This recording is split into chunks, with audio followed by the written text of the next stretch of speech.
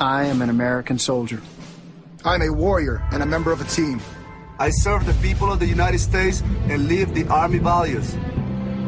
I will always place mission first. I will never accept defeat. I will never accept defeat. I will never quit. I will never leave a fallen comrade. I am disciplined. I am disciplined. Physically and mentally tough. Trained and proficient in my warrior tasks and drills. I always maintain my arms, my equipment, and myself. I am an expert and I am a professional. I stand ready to deploy, engage, and destroy the enemies of the United States of America in close combat. I am a guardian of freedom and the American way of life. I am an American soldier. I am an American soldier. I am an American soldier. There's strong, and there's Army strong. See what it takes at GoArmy.com. Sometimes riders feel lost, unsure why a passage may not be working. It takes another set of eyes to help us nurture our writing into full maturity. At Black Wolf Editorial Services, we strive to enable writers to develop and grow, offering manuscript critiques and line edits through a mentoring editorial style. We also offer assistance on generating a writer's bio for your websites. Black Wolf Editorial Services, nurturing your writing into maturity. For a full list of services, visit blackwolfeditorial.com. Hey folks, I want to introduce you to a friend of mine, Dr. Richard Harden. We are on the same mission, which is waking up America. We just have different paths. So stay tuned for some information on how you can keep up with Richard and all his work. Visit Richard's website at raharden.com. That's the World Wide Web at RAHARDIN.com. At his website, you can see a summary of the 6 books he has written, where purchases may be made. He also has a link to 18 videos on YouTube and several blogs about Christian beliefs. If you prefer, visit Amazon.com/Kindle and type in Richard Harden to see and purchase his books. Every day, the men and women of the United States Marine Corps stand ready to defend the American way of life. The few, the proud, the Marines. The following message contains a special offer for listeners of this station. Are you a man over 40? Are you constantly looking for the nearest bathroom? Do you wake up multiple times a night to use the bathroom? Right now, Perfect Prostate is sending out free bottles of their groundbreaking new formula to listeners of this station. Perfect Prostate Formula was developed by medical doctor Mitchell Fleischer, and its ingredients have been clinically studied to reduce your frequent nighttime bathroom visits and promote healthy urine flow. Right now, preferred customers get their first bottle of Perfect Prostate absolutely free. There's nothing to lose. Perfect Prostate is guaranteed to reduce that constant urge to use the bathroom, especially at night, and promote healthy urine flow. Don't wait. Call now for your free bottle. Just pay shipping and processing. Dial 1-800-675-0251. That's 1-800-675-0251. Supplies are limited. One free bottle per household. Call now. Dial 1-800-675-0251. That's 1-800-675-0251. KLRN Radio has advertising rates available. We have rates to fit almost any budget. Contact us at advertising@klrnradio.com.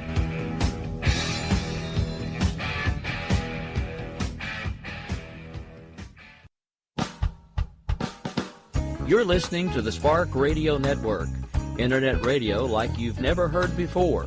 Innovation, creativity, and imagination are all said to begin with a spark. So fasten your seatbelt and take the ride of your life and listen for the spark. You are listening to KLRN Radio, where liberty and reason still reign. My name is Jessie. I'm a United States Special Forces widow.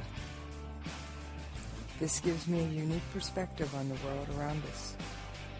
If you're willing to listen, I'll tell you how I see it, and I won't pull any punches.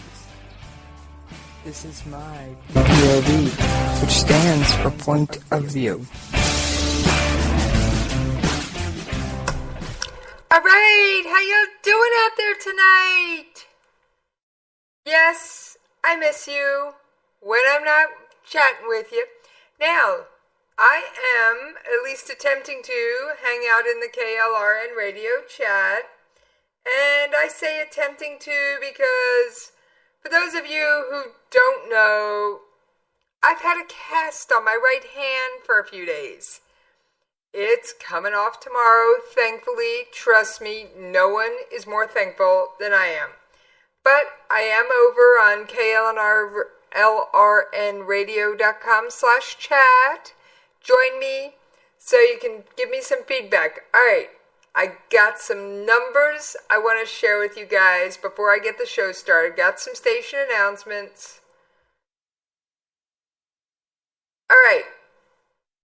Last month, as in January. Yes, I am talking January. What, you don't remember January? I sure do. All right, January, we had just under, and I mean just barely, as in less than 10 short, total listens on KLRN Radio. Thank you. You guys are awesome. Personal note, you guys have made my show the second most popular show on the station.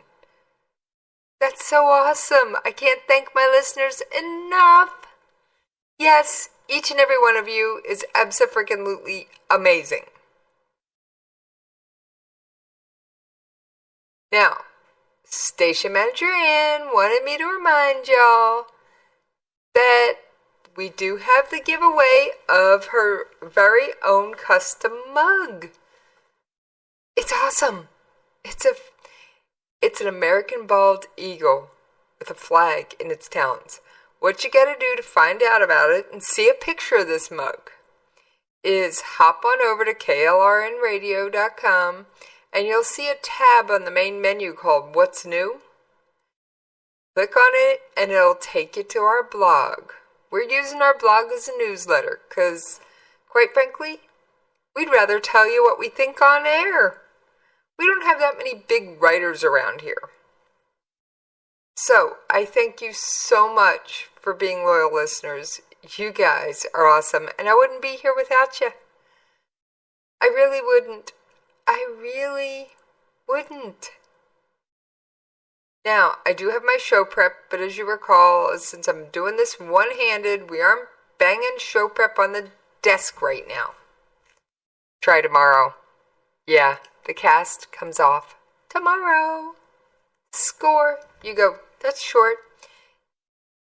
I was put in a cast for reasons that most people wouldn't. They're personal and they're medical related. So I'm going to keep that to myself as to why I'm in a cast and you wouldn't be, but that's the way it goes.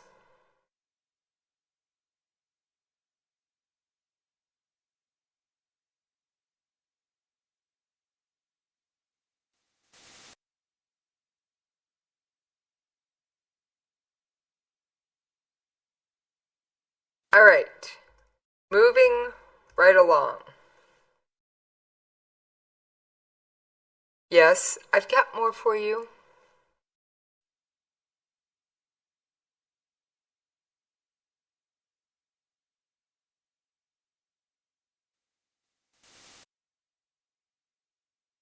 Don't I always?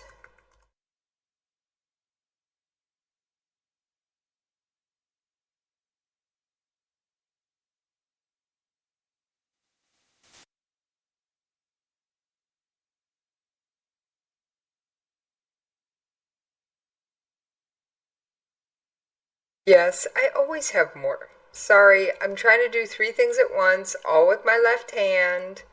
It does kind of distract me every now and again. All right. So,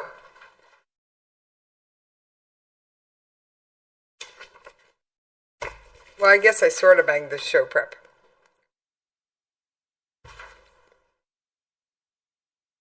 This hit the news just as I was coming on air. No, I'm not talking about Trump's travel ban. You know I don't cover U.S. politics unless they intersect with military or international affairs. All right.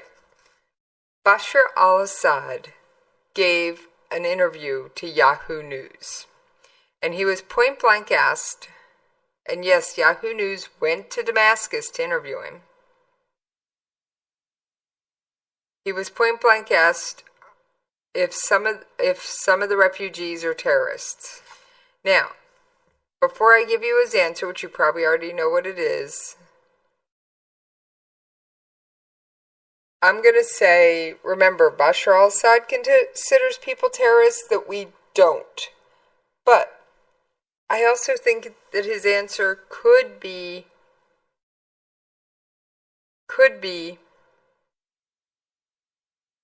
there could be regular terrorists in there, plus the ones that he views as terrorists, alright? That we don't. So yes, he said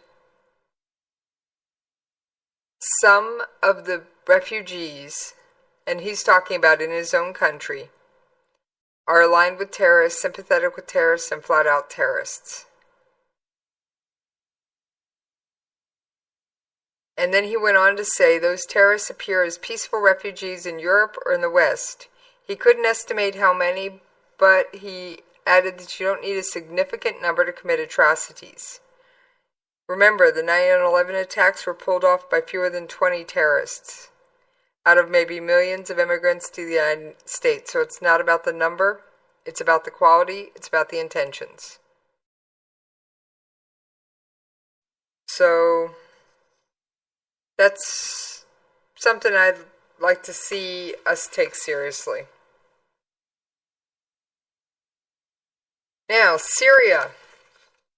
The war rages on. Yes, we're still on Syria. I'm trying to keep my stories grouped together a little better. I'm trying. I didn't get a chance to rifle through the show prep articles.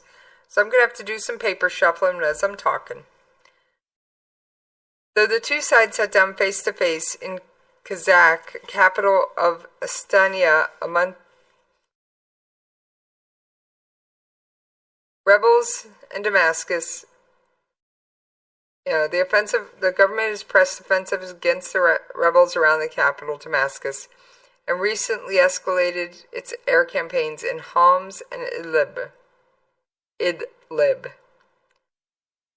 There are some 2,000 dead, about a third of them civilians, according to Britain-based Syrian Observatory for Human Rights Monitoring Group.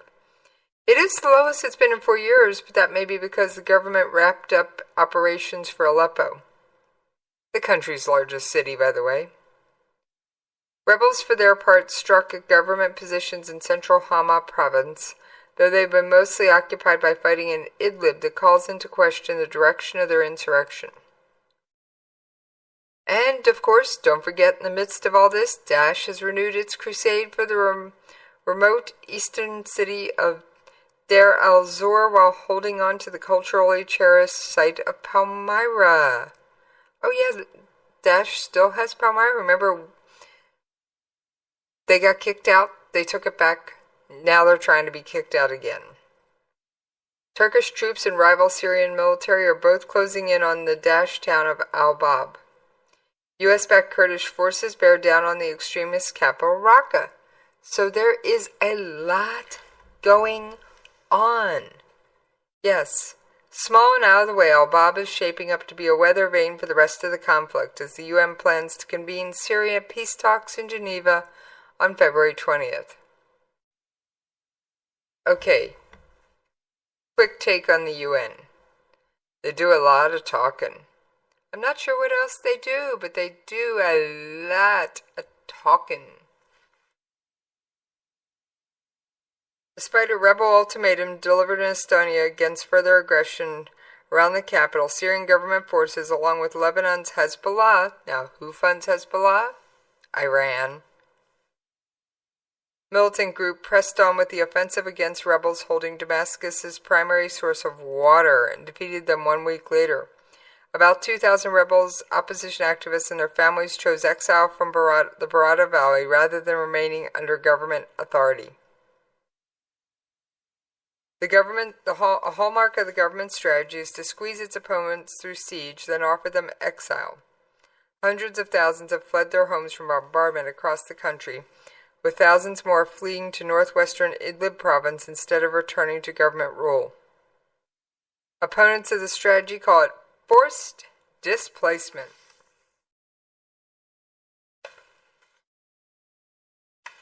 Alright, and for those of you who are just tuning in today, let me see if I still got those audio clips pulled up from yesterday, from the other day.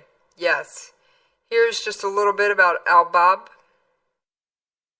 Moving over to Al-Bab. Since January 1st, 2017, the coalition's conducted 35 strikes, delivering 101 weapons in or near Al-Bab to kill ISIL fighters, destroy equipment, artillery, fighting positions, tunnels, and command and control nodes. Coalition and Turkish military leaders continue coordinating operations in southwest Syria. The enemy in Al-Bab is in deep trouble, with Turkish military and partner forces converging on the city from the northwest, coalition forces pounding the enemy from the air, and regime forces approaching from the south. Yes, that's just some of what's going on in Al-Bab. I've got some other audio I'll be playing for you later on the show. I just want to remind you. Now, real short second clip about Al-Bab. The battle space is becoming more complicated as the forces converge around Al-Bab, so we'll maintain our deconfliction channel with the Russians. Yes, we are having to communicate with the Russians about fighting in and around Al-Bab. No matter what they want, they're having to do it. So that's just to keep our soldiers and our coalition partners safe. I've also got some stuff on force readiness, but we will get to that later. And I may have to put together a really long thing on force readiness, because I've been listening to the congressional hearings on military readiness, and I've had to pick my jaw up off the floor more than once.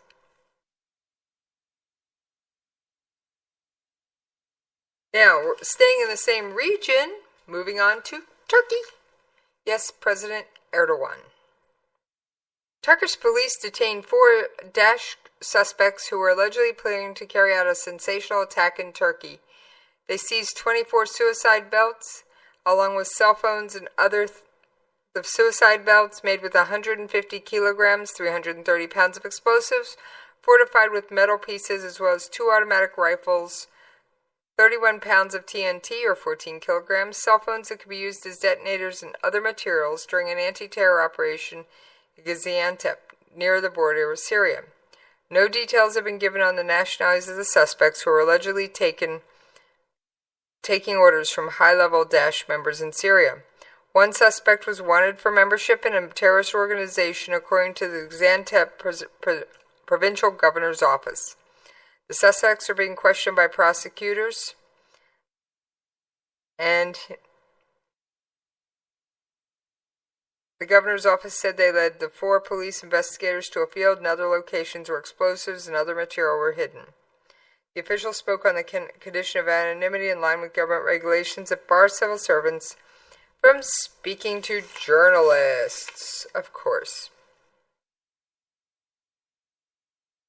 Last year, Turkey suffered a series of deadly attacks carried out by Daesh or Kurdish militants and has stepped up its anti-terrorism operations across the country. Some 750 people with alleged Daesh links were detained in a major police sweep in 29 Turkish provinces last week. Yes, last week. Now, here's something I'll bet you didn't know. Where's Mike Pompeo? Yeah, director of the CIA. CIA chief Mike Pompeo has arrived in Turkey to discuss the fight against Daesh in Syria and Iraq. Pompeo is making his first overseas trip since taking office, is scheduled to meet with his Turkish counterpart, as well as with President Erdogan. Talks include plans for a possible operation to retake the Daesh stronghold of Raqqa. Pompeo's visit follows U.S. President Trump's phone call with Erdogan. Now, I don't have a full readout on that call because, I don't cover U.S. politics, but I do have just a real quick audio clip on it if I can find it fast enough. Here it is. President Trump also spoke with President Erdogan of Turkey, during which he conveyed U.S. support to Turkey as a strategic partner and NATO ally and welcomed Turkey's contributions to the fight against ISIS. Yep, that's all it was. I said it was a short audio clip. So Pompeo is over in Turkey. Interesting place for him to show up right now. Giving Al-Bab, Raqqa, Mosul. Yeah, this is interesting. I gotta keep an eye on this. Turkey has troops trying to liberate Al-Bab in Syria and is pressing for a joint operation with the U.S. to recapture Raqqa without the Kurds.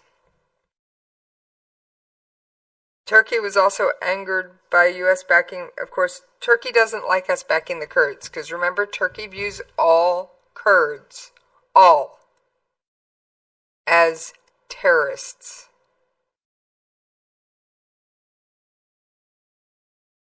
And of course, Turkey's also going to probably ask for Gulen's extradition. Who's Gulen? Gulen is a cleric who came here to the United States, self-exiled himself from Turkey and came to the United States. He's been living in Pennsylvania, and Erdogan blames him for the attempted coup last summer. What can I say? How someone orchestrates a coup attempt from halfway around the world is something I have yet to figure out. If any of you out there have any insight on how somebody would execute a coup from halfway around the world, oh, please do drop me a line, Jessie's POV at KLRNRadio.com, or you can find me on Twitter at Jessie's POV. And right now, if you're listening to me live, you can find me in the chat room at KLRNRadio.com/chat. Yes, I am hanging out there, not doing a lot of typing, just watching for messages. So, hey, I'm doing this with one hand. What can I say? Alright. I've got just a little bit of time before we hit the bottom of the hour. And I can already tell you, I could keep going. I could do a 2-hour show tonight just with the stack of show prep on my desk. I don't have time, but I do have one total unrelated story from anything else I'm covering. And I can't resist sharing this one, and then we are going to pay them bills! This one is from South Africa, as in Johannesburg. Okay, you're familiar with the State of the Union address. You ever see a fist fight during it? Oh yeah. President Jacob Zuma is facing low approval ratings as the nation's economy drags and his popularity appears to have bottomed out. Then, while he was delivering their equivalent of the State of the Union address, a fight broke out. Yes, a brawl. Red uniformed opposition members fought burly white-shirted security guards after more than an hour of bitter yelling and screaming of obscenities and vitriol outside the Parliament building in Cape Town. Police fired stun grenades and tear gas at protesters. Okay, this is the kind of behavior I don't want to see in this country. The anger against Zuma was palpable both inside Parliament and out. Seeing this, the presidency summoned 441 soldiers to Parliament and moved the office said was necessary for security and safety.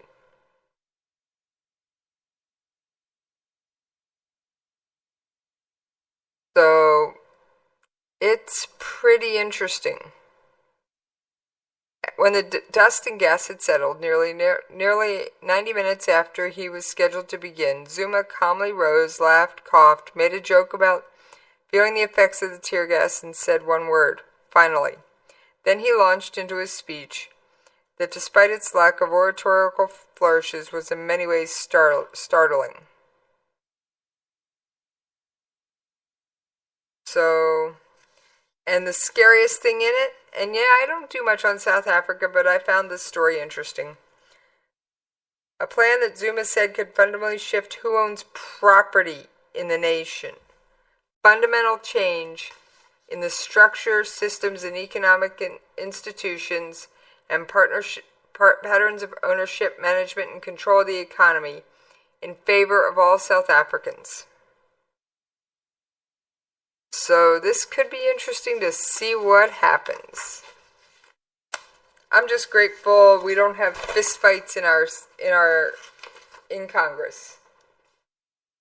Might get more people to watch C-SPAN, but I don't want to see it.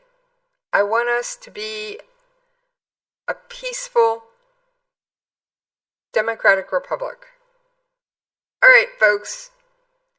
On that note, I will see you on the other side.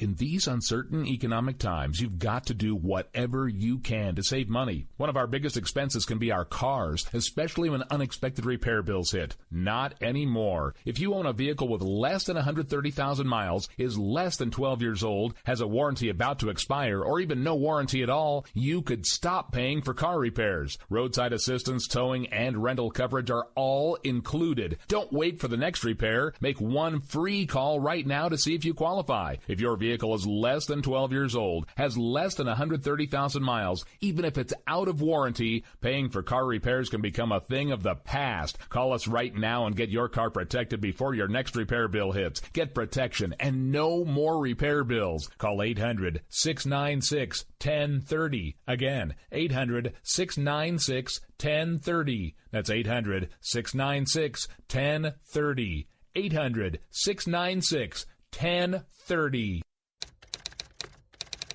All writers are prone to becoming so attached to our characters and stories that we struggle to see why a passage may not be working. It takes another set of eyes to help us nurture our writing to full maturity. At Black Wolf Editorial Services, we strive to enable writers to develop and grow, shaping stories into masterpieces that can stand the test of time. Editing services are provided for all genres and all age categories. Services range from the critique of the short story through to line edits on full-length novels. We also offer assistance on generating writers' bios for your websites. We won't abandon you to the masses. We want to celebrate with you in your successes. Black Wolf Editorial Services, nurturing your writing into maturity. For a full list of services and prices, visit us at blackwolfeditorial.com. I've owned my company for 14 years now, and I can tell you that payroll is a 4-letter word. I hate doing it. It eats up hours I don't have, and it costs me money I could be saving. But my accountant's too expensive, and I'm not sure who to call, but I know I need help. We're Paychex, and we take all the hassles out of small business payroll. We save you time and money. It's easy. Call, fax, or give us your payroll information securely online, and we take care of the rest. We calculate the correct taxes, manage payments and direct deposits. We even send out your checks. Payroll doesn't need to be a 4-letter word anymore. We're so sure that we can save you time and money that we'll give you a month's payroll free. Just for calling 877-757-2782. Get 1 month's payroll for free. Call Paychex right now. 877-757-2782. That's 877-757-2782. KLRN Radio has advertising rates available. We have rates to fit almost any budget. Contact us at advertising@klrnradio.com.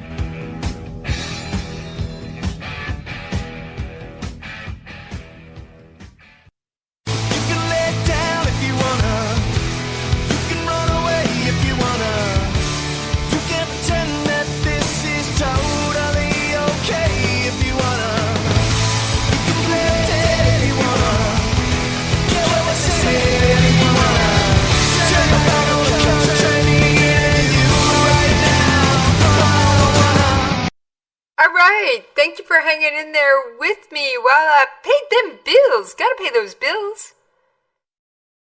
By the way, I gotta point something out. Black Wolf Editorial is running an amazing social media special. No, seriously, it's out and out amazing. Now, don't forget our giveaway on KLRNRadio.com. There is an awesome coffee mug up for grabs. Oh yeah, and you can't buy this one. That's what makes it so super special. No logo on it or anything. It's just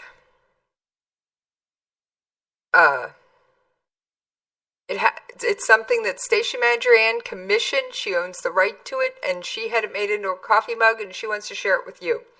Now, I wasn't planning on using this piece of audio, so I think I've got it queued up right. Let's take a quick listen. One threats today. Could we do that? I hate to use the lawyer answer here and say it depends, because it does depend on which two of the four we're talking about.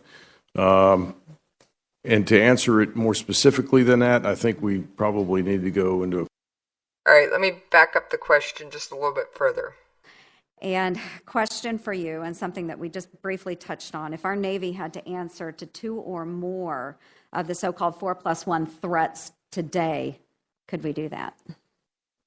I hate to use the lawyer answer here and say it depends, because it does depend on which two of the four we're talking about. And to answer it more specifically than that, I think we probably need to go into a closed hearing to really fully flesh that out for you. But we are at a point right now, as I said in my opening and in my written statement, that our ability to serve beyond our current force that's forward is very limited, which should give you a pretty good indication that would be challenging to meet the current guidance to defeat and deny in 2 conflicts. Absolutely. Thank you very much, Admiral. And all right, that audio, which, sorry about my sneeze, that was me sneezing, not the dear Admiral, was from the Senate hearing on military readiness. Now, I wanted to bring that to you before I brought you the next story, because it kind of set off a couple of alarm bells. It really did. Now, you know I do South China Sea stuff on a regular basis, and this is in that vein, and this is how I tripped over that story. Oftentimes, guys, I'll go searching for one area of the world and find a related story from some other area of the world. Because remember I showed you yesterday how everything's so interconnected? You have Iran buying stuff from Russia, and they're friends with Russia. Russia's propping up Assad. Iran's propping up Assad. And I've already proved to you that North Korea and Iran are exchanging missile information. So, and of course, China is North Korea's big brother. They don't want anything to happen to their little buffer from South Korea. So it's just going to be an interesting cacophony of things.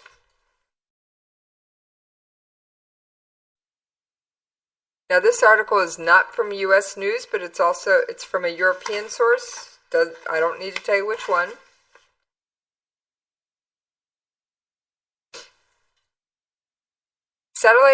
This is about the South China Sea, okay? Okay.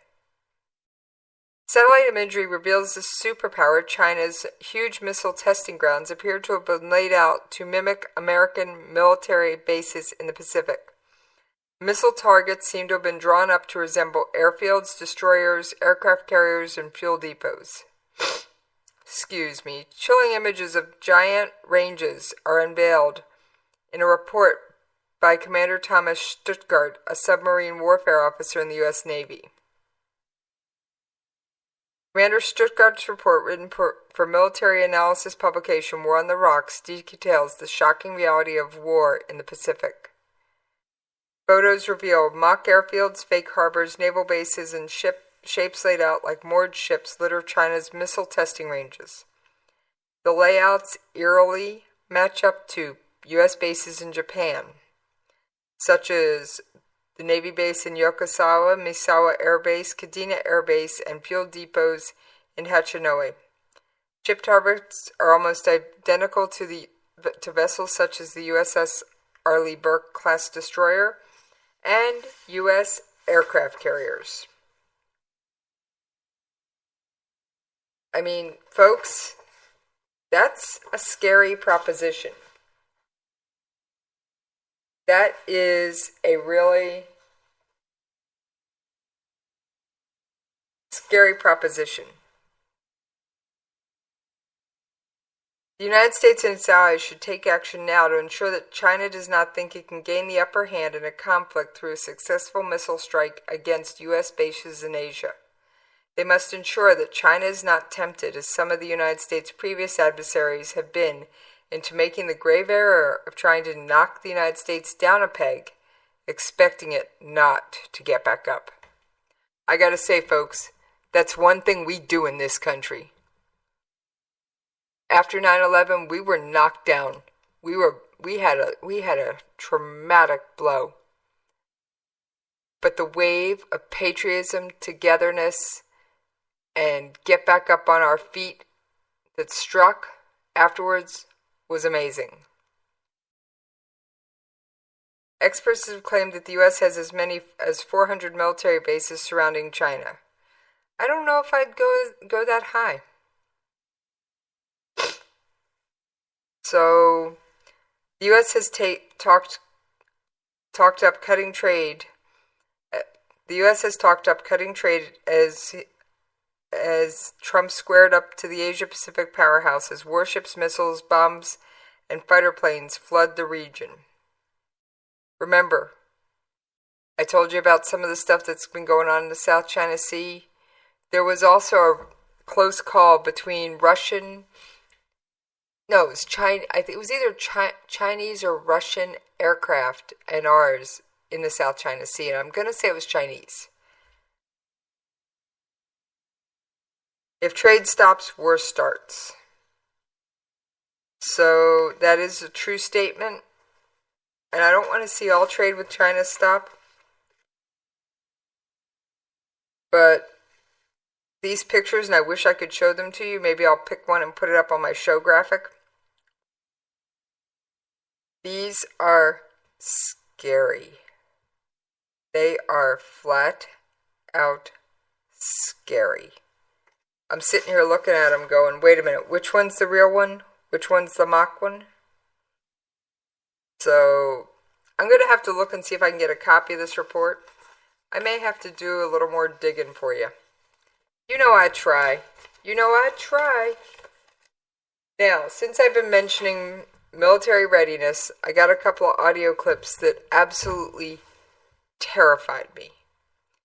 And we're going to start, since we were just discussing aircraft carriers, we're going to start with the Navy. To give you an indication of where we are with this smaller Navy running harder than it has in a very long time, we are out at our public yards.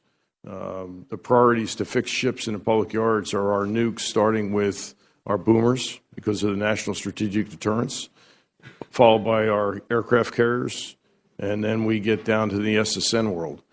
And because of the capacity limitations and the workforce limitations that we've had, and our inability to get some of our submarines or some of our work assigned to the private yards, we've had to delay submarines like Boise for an extended period of time.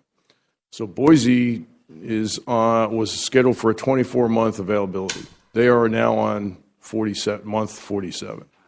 In that time, the CO has come. Yes, yeah, just go ahead. Make the point. What you're telling me is that you got a nuclear submarine that because it doesn't meet readiness standards, you can't take it out and utilize it today. Even while it's waiting for maintenance, it is not certified to dive because of the length of time it's been parked. Yes, sir, that's true. All right, I got one more clip I want to play in relation to this, and I'm going to explain one more terrifying thought that I had, and even discussed it with a couple of my male friends, and they flat out agreed.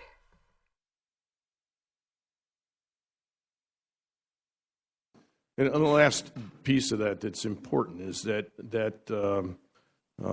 much like Albany, another SSN, which also was extended for 48 months, that CO started the eval and finished the eval having never left the yards to operate that submarine.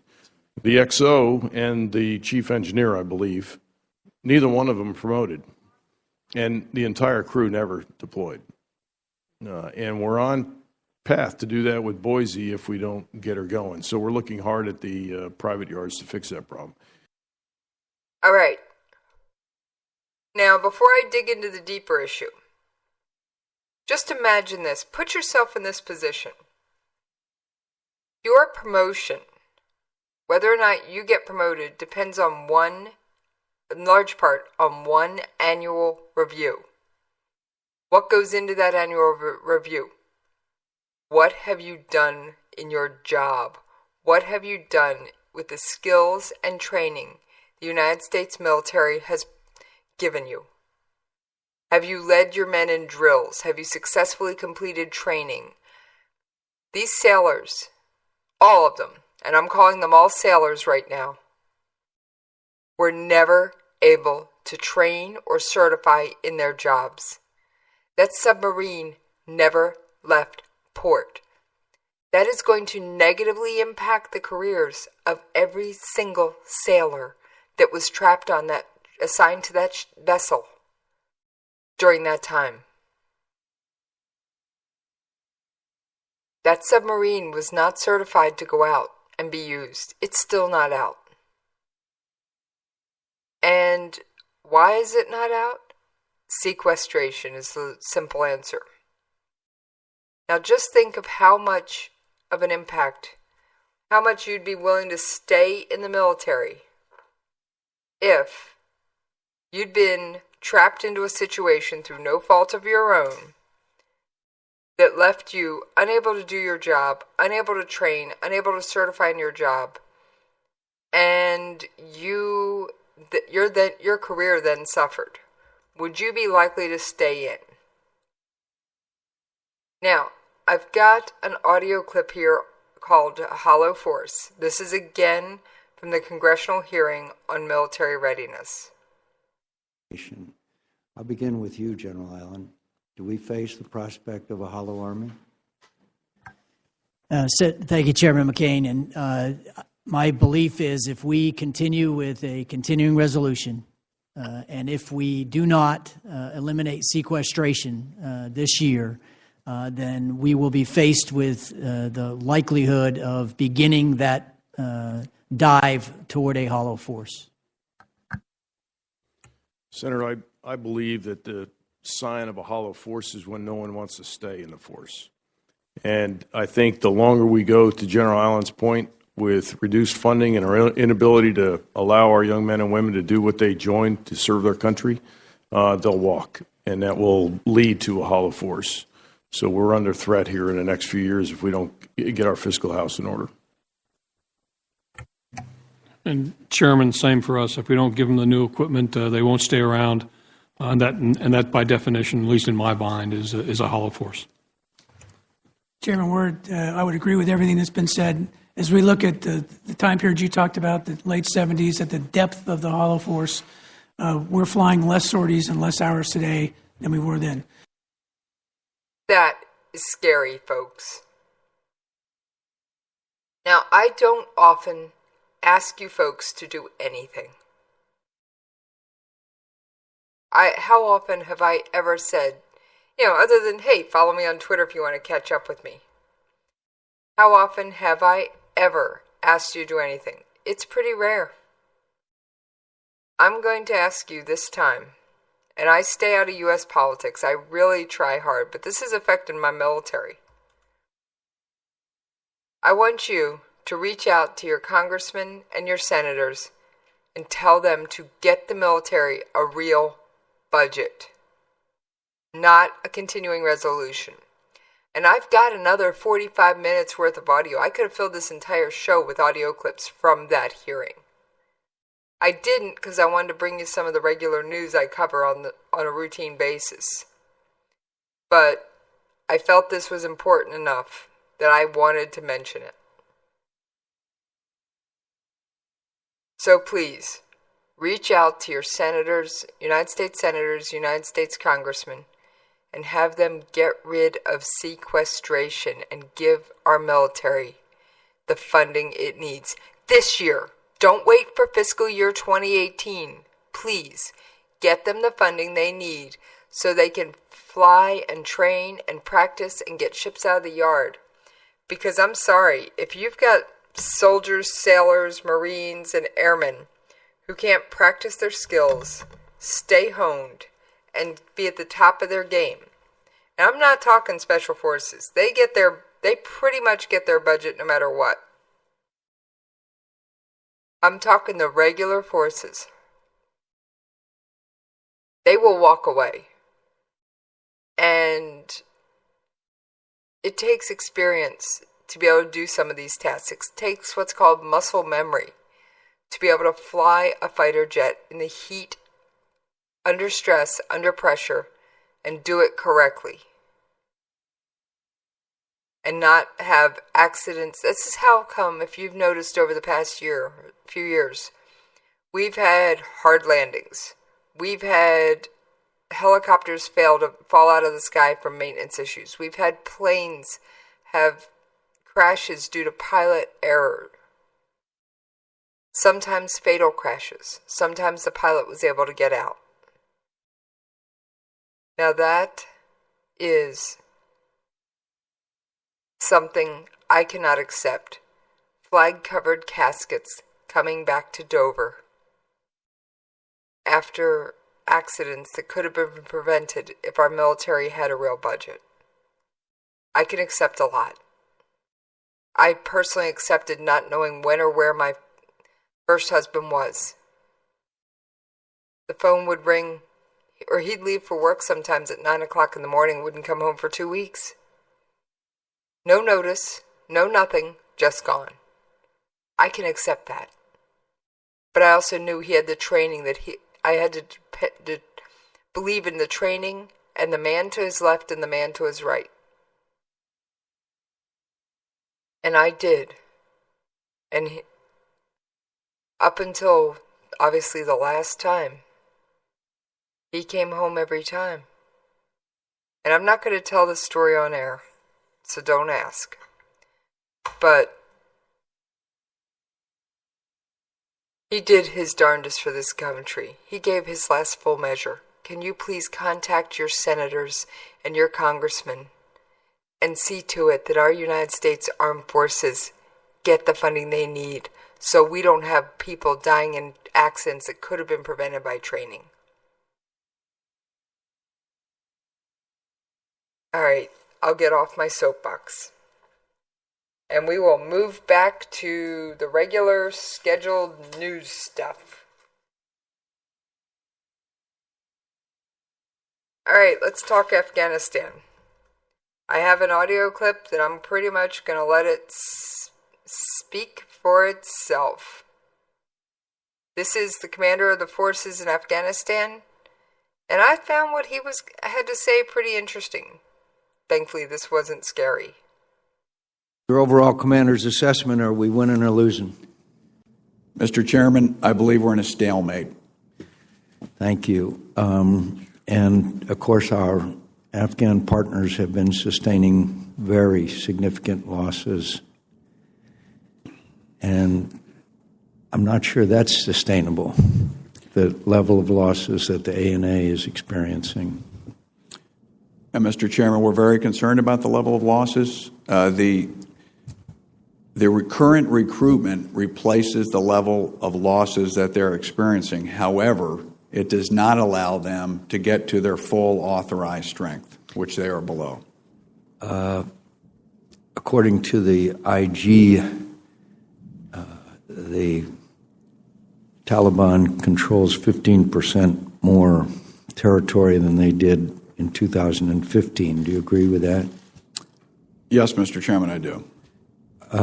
As you know, and the committee knows, 8,400 U.S. troops and 5,000 coalition troops. That's 13,300. And I'm fully aware, General, I know members are, that numbers are just one parameter. It's what they do, how they're equipped, and all that. But it is an important parameter. How many more do you need to get this stalemate reversed? Mr. Chairman, I have adequate resourcing in my counterterrorism mission. In my train, advise, and assist mission, however, we have a shortfall of a few thousand. And this is in the NATO train, advise, assist mission. So this can come from the U.S. and its allies.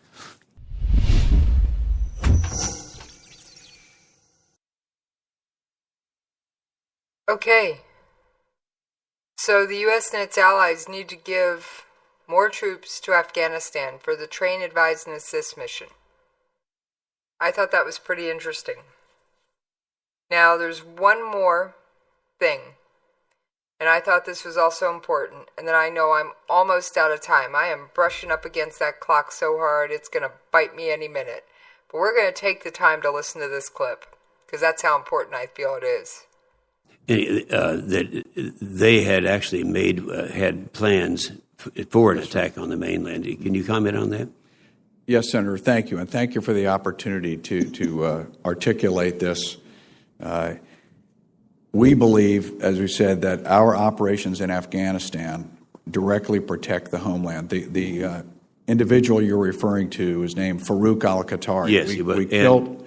Yes, sir. We killed him on October the 23rd in eastern Afghanistan in a remote area of Kunar province. Farouk al-Qatari was the external operations director for al-Qaeda.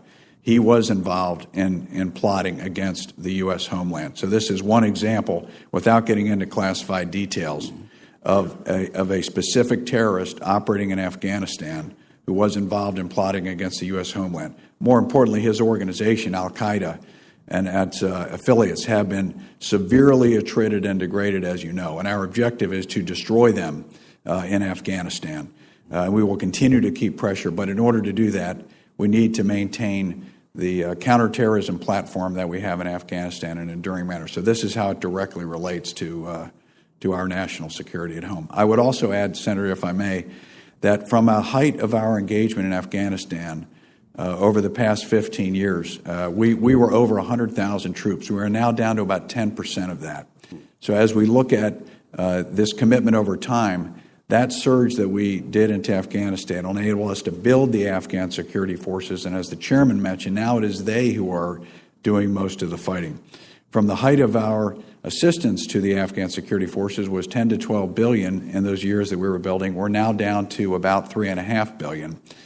For the Afghan Security Forces Fund with additional funds to support our troops. So there has been a reduction in the overall cost of this mission. And for those of you wondering what that sound effect was at the end, I got this off the DoD YouTube page. And that's their little intro and outro noise that they make, and I got it off the beginning and I forgot to cut it off the end. So, it is open source. You can check it out. The full versions are on C-SPAN or on DVids. And for those of you who don't know what DVids is, dvidshub.net. It is where I get most of my press briefings and audio clips from military members. When I give you the Operation Inherent Resolve updates, I usually got it there. So, not to give away my secrets, but most of you aren't going to have time to listen to an hour-long press conference. That's why I grab what's important and break it down for you. All right. I am officially almost out of time. But I've got to play this one audio clip again. And I played it yesterday, but I can't resist this one. I just can't. And it's from the Operation Inherent Resolve update. It was a few days ago. It's talking about Daesh. The enemy is completely surrounded in West Mosul, and those who do not surrender to the Iraqi security forces will be killed there. So the U.S. commander is essentially saying, surrender or die.